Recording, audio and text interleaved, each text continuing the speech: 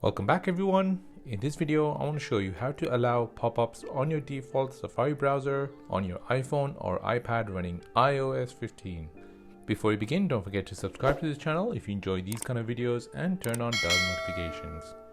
If this video helps you out, then please hit that like button and let me know in the comment section down below. So this is really useful if you're visiting a website where pop-up is required, example a bank website or a college website.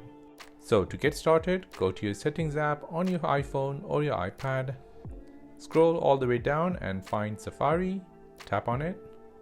Now scroll down until you see the general section, find block pop-ups, and by default it is enabled.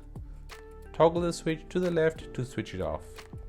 And that is how to allow pop-ups on your default Safari browser on your iPhone or iPad running iOS 15. If this tutorial helped you out, then please hit that like button and please subscribe as it means a lot. Thanks for watching and have a nice day.